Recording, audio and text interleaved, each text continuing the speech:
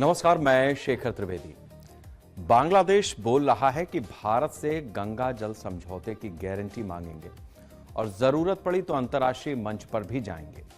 भारत और बांग्लादेश के बीच फरक्का समझौते को हर पहलू से समझना है। जो खबर दी गई है वो उसके अलावा फरक्का समझौते से जुड़ी हुई महत्वपूर्ण जानकारियां भी आप तक पहुंचे, ये जरूरी है, क्योंकि बांग्लादेश से अगर भारत के संबंध बेहतर होने की दिशा में एक कदम आगे बढ़ता है तो फिर ये जानना जरूरी है कि जिस तरीके की स्थिति बनी हुई है उसमें फरक्का समझौता क्या भूमिका निभाने वाला है। फरक्का बैराज और 1996 की संधि को सबसे पहले पूरी तरह समझ लीजिए। फरक्का बैराज पश्चिम बंगाल के मुर्शिदाबाद जिले में गंगा पर बना है। बैराज की लंबाई करीब 2245 मीटर है। फरक्का परियोजना को 1975 में आधिकारिक रूप से चालू किया गया था। बैराज का मूल उद्देश्य कोलकाता बंदरगाह की नौवहन क्षमता को बढ़ाना था। गंगा से पानी फीडर कैनाल के जरिए भागीरथी हुगली में भेजा जाता है। फीडर कैनाल की क्षमता करीब 40,000 क्यूसेक पानी की है। बैराज का दूसरा उद्देश्य हुगली में गाद हटाने के लिए प्रवाह बढ़ाना था। फरक्का से राष्ट्रीय जलमार्ग 1 की नौवहन व्यवस्था को भी मदद मिलती है। बैराज ने गंगा के प्राकृतिक प्रवाह को नियंत्रित करने की व्यवस्था बनाई है। 1975 के बाद भारत बांग्लादेश के बीच जल बंटवारा विवाद लगातार बढ़ा है। 1977 में दोनों देशों ने गंगा जल बंटवारे का समझौता किया था। 1982 और 1985 में भी अंतरिम व्यवस्थाओं का सहारा लिया गया। 1985 की व्यवस्था समाप्त होने के बाद स्थायी समझौता नहीं हो सका। 12 दिसंबर 1996 को भारत बांग्लादेश ने नई गंगा जल संधि की। 1996 की संधि आज फरक्का जल बंटवारे का आधार बनी है। फरक्का बैराज पश्चिम बंगाल के मुर्शिदाबाद में बना हुआ है। 1996 की फरक्का संधि में आखिर तय क्या हुआ था, ये भी हम आपको बताते हैं। 1996 की संधि गंगा जल के भारत बांग्लादेश बंटवारे से संबंधित है। संधि का मुख्य फोकस फरक्का पर उपलब्ध गंगा जल का बंटवारा है। संधि के तहत पानी का हिसाब जनवरी से मई तक होता है। जल उपलब्धता को हर 10 दिन के आधार पर देखा जाता है। फरक्का पर 70,000 क्यूसेक या कम पानी हो तो बराबर बंटवारा होता है। 70 से 75,000 क्यूसेक के बीच बांग्लादेश को 35,000 क्यूसेक पानी मिलता है। 75,000 क्यूसेक या उससे अधिक के प्रवाह पर भारत को 40,000 क्यूसेक पानी मिलता है। बाकी पानी बांग्लादेश के लिए निर्धारित किया जाता है। मार्च के मध्य से मई के शुरुआती दिनों में विशेष गारंटी लागू होती है। दोनों देशों को बारी बारी से 35,000 क्यूसेक की गारंटी दी गई है। यह गारंटी 10 दिवसीय अवधियों के आधार पर चलती है, यानी कुल 30 दिन के लिए। 50,000 क्यूसेक से कम प्रवाह होने पर आपात बातचीत का भी प्रावधान है। संधि में समानता और निष्पक्षता के सिद्धांत को महत्व दिया गया है। जल बंटवारे की व्यवस्था की हर 5 साल में समीक्षा का भी प्रावधान है। इस लिहाज से फरक्का संधि की अवधि 2026 की डेडलाइन और नए विवाद किस तरीके से उपज रहे हैं, यह भी आपके लिए समझना जरूरी है। 1996 की गंगा जल संधि का निर्धारित अवधि 30 साल है। संधि 12 दिसंबर 1996 को हस्ताक्षर के साथ प्रभावी हुई थी। मौजूदा संधि की अवधि 12 दिसंबर 2026 तक है। संधि के बाद दोनों देशों के बीच जल बंटवारा जारी रहा है। संधि के तहत हर साल जनवरी से मई तक पानी बांटा जाता है। जल बंटवारे की निगरानी दोनों देशों की संयुक्त समिति करती है। संधि समाप्त होने से पहले नए समझौते पर बातचीत जरूरी है। बांग्लादेश अब नए समझौते में गारंटी का क्लॉज चाहता है। बांग्लादेश का कहना है कि उसके जल अधिकार सुरक्षित रहने चाहिए। बांग्लादेश ने जरूरत पड़ने पर अंतर्राष्ट्रीय मंच पर जाने की बात भी कही है। भारत और बांग्लादेश के बीच नवीनीकरण को लेकर बातचीत चल रही है।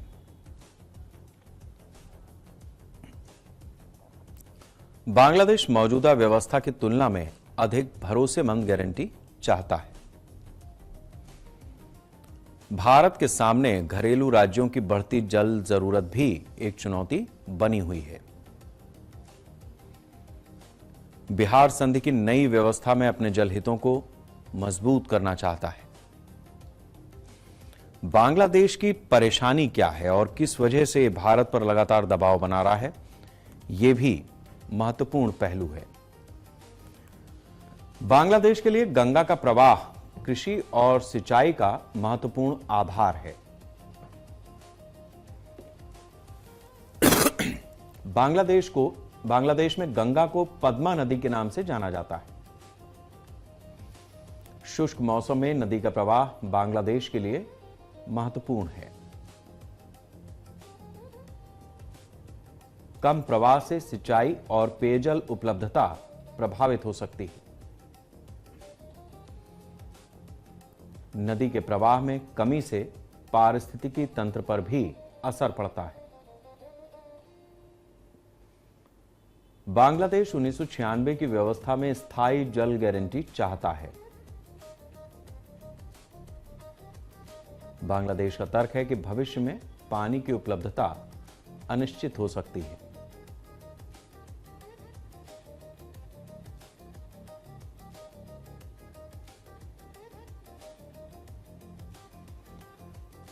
बिहार को लेकर सबसे बड़ा सवाल बाढ़ और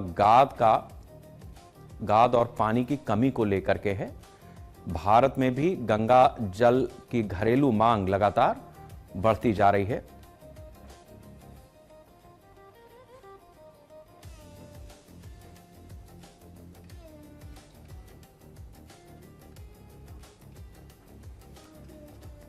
तो जिस तरीके से ये स्थितियां बनी हुई हैं, जिस तरीके की स्थिति लगातार चल रही है, उसके बाद भारत और बांग्लादेश के बीच जो समझौता होना है वो काफी महत्वपूर्ण दिखाई देता है। वंदे मातरम को लेकर छिड़ा विवाद अभी थमने का नाम नहीं ले रहा। संसद से भले ही कानून बन चुका हो और सजा का प्रावधान कर दिया गया हो, लेकिन अभी भी वंदे मातरम को लेकर लोगों में पुरानी राय बनी हुई है। कुछ लोग इसे हिंदू धर्म के देवी देवताओं से जोड़कर देख रहे हैं, तो कुछ लोग धर्मनिरपेक्षता पर इसे हमला बता रहे हैं। लेकिन जिस तरीके से सरकार ने कानून बनाया और वंदे मातरम जो हमारा ऐतिहासिक स्वतंत्रता आंदोलन का गीत रहा है, उसको लेकर के सियासत अब चरम पर है। वंदे मातरम पर ताजा विवाद कांग्रेस की तरफ से खड़ा हुआ है। क्या रुख है, सबसे पहले यह समझिए। कांग्रेस मुख्यालय में वंदे मातरम पूर्ण गायन के दौरान सोनिया गांधी के इशारे से विवाद हुआ। भाजपा ने इसे राष्ट्रीय गीत के अपमान से जोड़कर कांग्रेस को घेरा है। कांग्रेस ने कहा सोनिया गांधी खरगे के लिए कुर्सी चाहती थी। कांग्रेस ने 1937 के फैसले को अपनी पुरानी परंपरा बताया है। कांग्रेस कार्यसमिति ने 2 शुरुआती अंतरे गाने का फैसला दोहराया है। कांग्रेस के अनुसार बाकी अंतरों को लेकर ऐतिहासिक आपत्तियां मौजूद रही हैं। भाजपा का आरोप है कि कांग्रेस तुष्टीकरण की राजनीति कर रही है। गृह मंत्री अमित शाह ने कांग्रेस के फैसले को राष्ट्र विरोधी बताया है। कांग्रेस का कहना है कि पूर्ण गायन रोकना उसका उद्देश्य नहीं है। विवाद ने राष्ट्रवाद बनाम धर्मनिरपेक्षता की पुरानी बहस एक बार फिर से छेड़ दी है।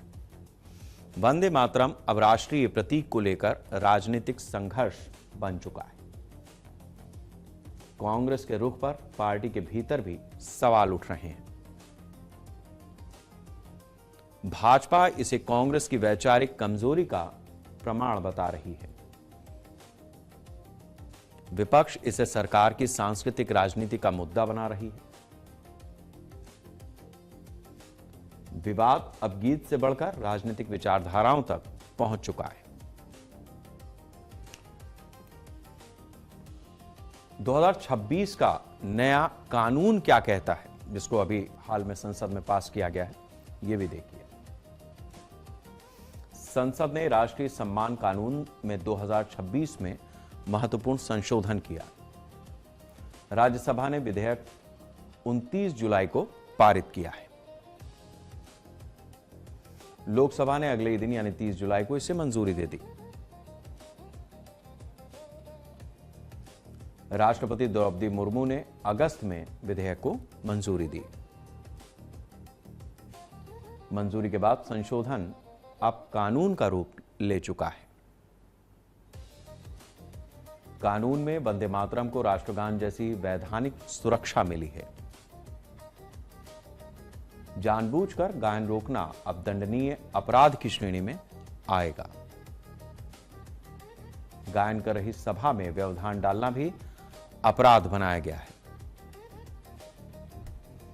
वंदे मातरम के अपमान पर 3 साल तक जेल हो सकती है। दोषी पर जुर्माना या जेल दोनों का प्रावधान है। दोबारा अपराध पर न्यूनतम 1 वर्ष सजा का प्रावधान है। कानून का उद्देश्य राष्ट्रीय गीत को कानूनी संरक्षण देना है। कानून हर नागरिक को हर परिस्थिति में गीत गाने के लिए बाध्य नहीं करता है। अनिवार्यता और गायन में जानबूझकर बाधा अलग कानूनी सवाल है।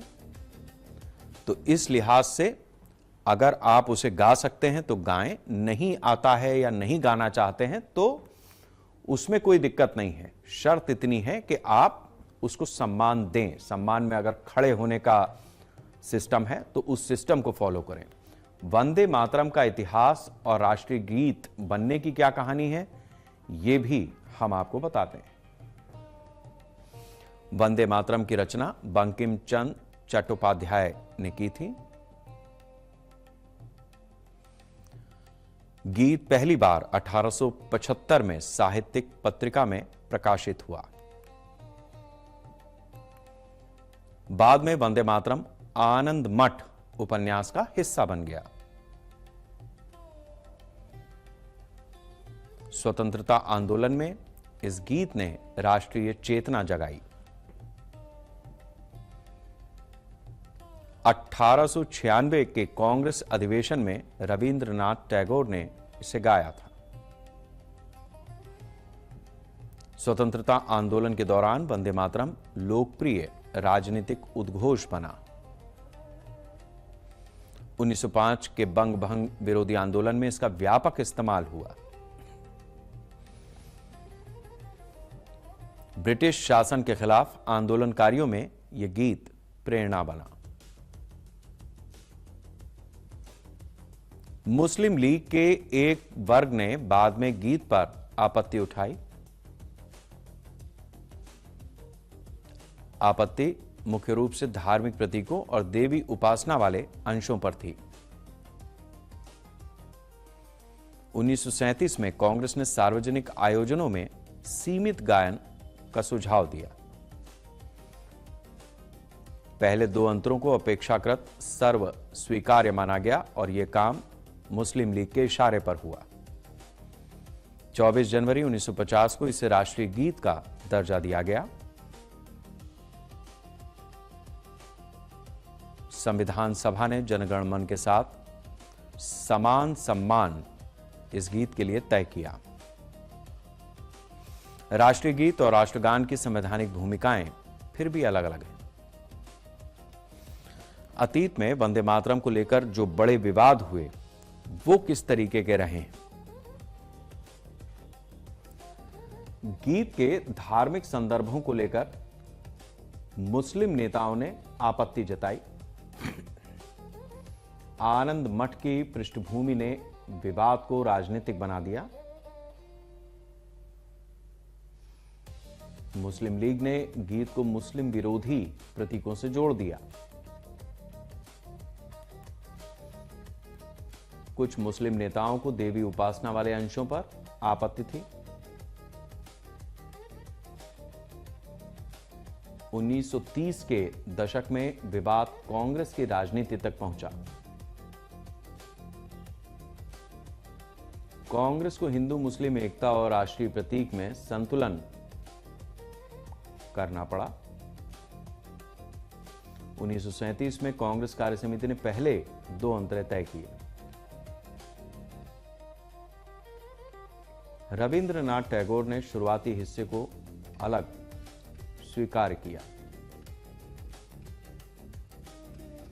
मोहम्मद अली जिन्ना ने गीत के खिलाफ सार्वजनिक रुख अपनाया। विवाद केवल संगीत का नहीं, धार्मिक पहचान का भी था। विभाजन से पहले गीत राष्ट्रीय राजनीति के संघर्ष में शामिल रहा।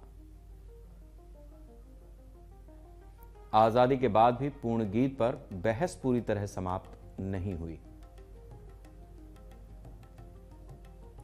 1950 में राष्ट्रीय गीत का दर्जा मिलने से विवाद खत्म नहीं हुआ। बाद के दशकों में स्कूलों और संस्थानों में नए विवाद हुए। हर दौर में गीत, राष्ट्रवाद और धर्मनिरपेक्षता बहस का केंद्र रही। वंदे मातरम को लेकर कांग्रेस और वामपंथी विरोध के पीछे किस तरीके के तर्क हैं, यह भी समझिए। कांग्रेस का ऐतिहासिक तर्क धार्मिक संवेदनशीलता को लेकर रहा है। पार्टी 1937 के कांग्रेस कार्यसमिति फैसले को आधार बनाती। कांग्रेस के अनुसार पहले 2 अंतरे सार्वजनिक आयोजनों के लिए पर्याप्त हैं। पार्टी पूर्ण गायन को संवैधानिक रूप से अनिवार्य नहीं मानती। कांग्रेस धर्मनिरपेक्ष राजनीति में सभी समुदायों की भागीदारी चाहती है। मुस्लिम समाज के एक वर्ग की धार्मिक आपत्ति इसका मुख्य कारण है। वामपंथी दल धार्मिक प्रतीकों के सरकारी इस्तेमाल पर सवाल उठाते हैं। वामपंथी राजनीति राष्ट्रवाद को नागरिक समानता से जोड़कर देखती है। वामपंथियों का तर्क है कि धार्मिक प्रतीकों को राज्य से अलग रखा जाए। कुछ वामदल इसे बहुसंख्यक सांस्कृतिक प्रभुत्व का प्रयास मानते हैं। कांग्रेस इसे सांप्रदायिक ध्रुवीकरण से जोड़कर देखती है। विरोधियों के अनुसार राष्ट्रीय गीत पर धार्मिक आपत्ति स्वीकारना अनुचित है। विवाद में इतिहास, धर्मनिरपेक्षता और राष्ट्रवाद तीनों जुड़े हैं। यानी जिस गीत को लेकर इस देश के सपूतों ने हंसते हंसते फांसी के फंदे को चूम लिया, वही वंदे मातरम मौजूदा भारतीय राजनीति में सियासत का सबसे बड़ा पैमाना बना हुआ है और अपनी अपनी तरह से राजनीतिक दल इस पर अपनी राजनीतिक रोटियां सेक रहे हैं। लेकिन इतना तय है कि इस देश में अगर वंदे मातरम नहीं कहा जा सकता, अगर वंदे मातरम पूरा नहीं गाया जा सकता, तो फिर धरती का वो कौन सा टुकड़ा है जहां वंदे मातरम हो सकता है। ये सोचने का विषय है और इसीलिए सरकार ने कानून के जरिए इस बात को तय किया कि आपको गाना है गाइए, नहीं गाना है मत गाइए, लेकिन इसके सम्मान में आपको खड़े रहना होगा। इतना ही है और वो भी कांग्रेस को स्वीकार्य नहीं है। जाहिर सी बात है कि उसे तुष्टीकरण की राजनीति या दूसरे छोर पर धार्मिक ध्रुवीकरण करना है ताकि मुस्लिमों का वोट सुरक्षित रखा जा सके। फिलहाल सरकार ने देश में रेलवे इंफ्रास्ट्रक्चर को मजबूत करने के लिए कुछ बड़े फैसले लिए हैं। रेल नेटवर्क बेहतर बनाने के लिए सरकार की तरफ से नए प्रोजेक्ट्स पर काम किया जाएगा, जिससे हमारे देश की जो रेल नेटवर्किंग है वो और ज्यादा बेहतर हो पाएगी। अब 4 रेलवे प्रोजेक्ट्स लेकर के सरकार आ रही है। ये प्रोजेक्ट किस तरीके के हैं, किस जगह को फायदा होगा, किस तरीके से देश को लाभ होने वाला है, सबसे पहले ये हम देखते हैं। केंद्रीय कैबिनेट ने 4 मल्टी ट्रैकिंग परियोजनाओं को मंजूरी दी है। रेलवे परियोजनाओं पर कुल 9,450 करोड़ रुपए खर्च किए जाएंगे। चारों परियोजनाओं की कुल रूट की लंबाई होगी 410 किलोमीटर। खड़गपुर भद्रक खंड पर 173 किलोमीटर चौथी लाइन बनेगी। भद्रक हरिदासपुर खंड पर 75 किलोमीटर की चौथी लाइन बनाई जाएगी। गुम्मी डी पुंडी गुड्डूर खंड पर तीसरी चौथी लाइन तैयार की जाएगी।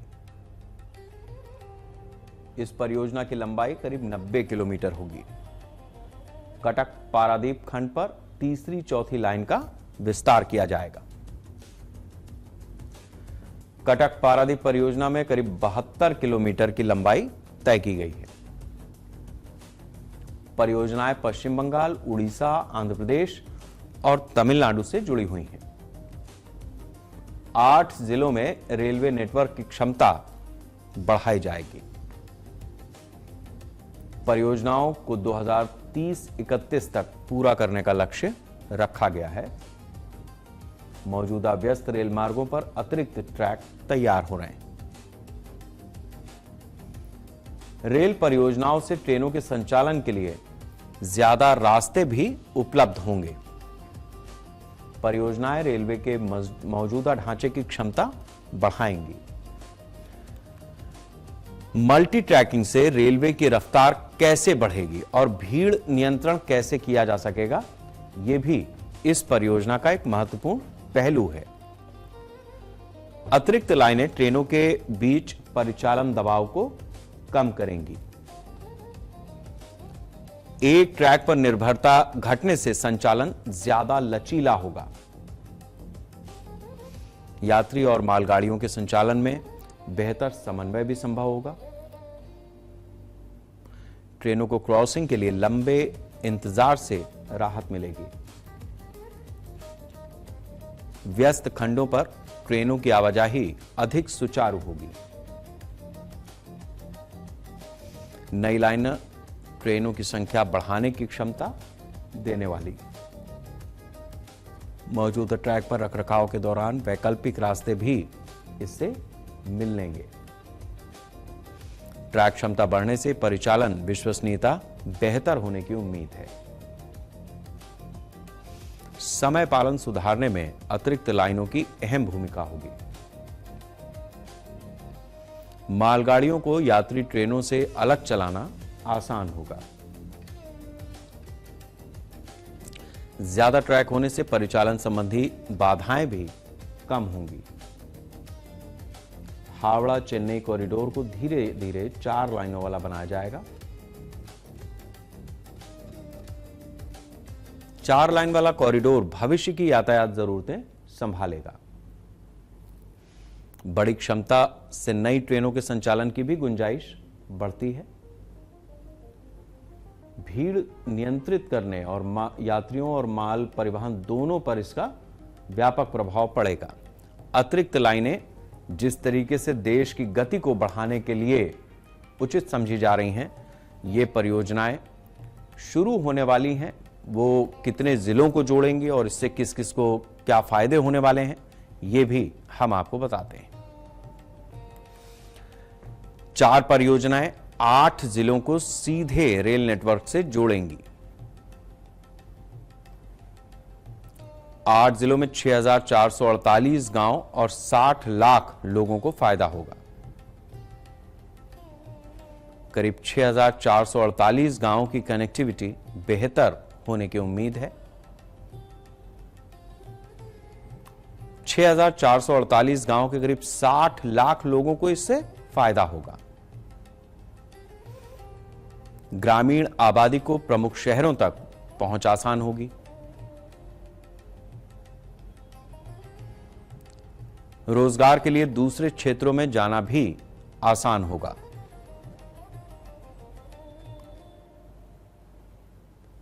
छात्रों को बड़े शैक्षणिक केंद्रों तक बेहतर पहुंच मिलेगी। मरीजों को बड़े अस्पतालों तक पहुंचने में सुविधा होगी।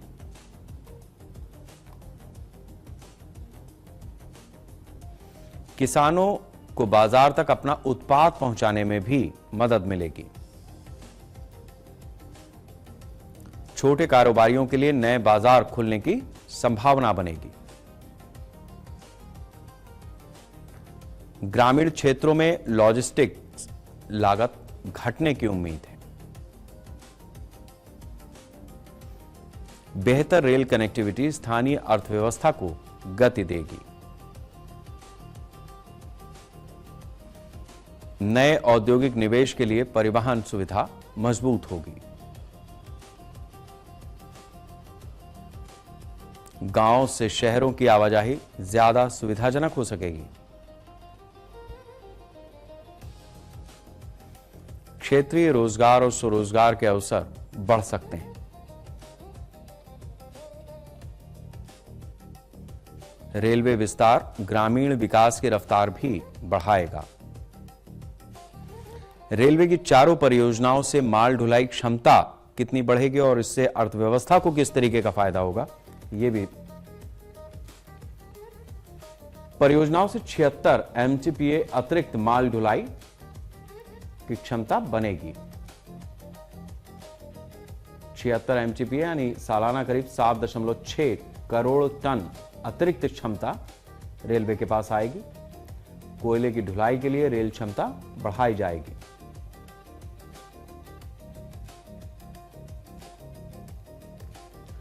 लौह अयस्क परिवहन को अतिरिक्त रेल क्षमता मिलेगी। सीमेंट की सप्लाई ज्यादा तेज और व्यवस्थित हो सकेगी।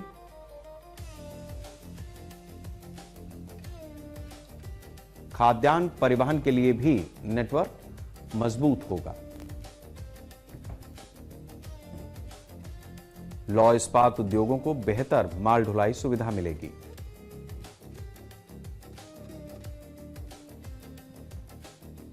कंटेनर परिवहन की क्षमता बढ़ने से व्यापार को भी फायदा होगा।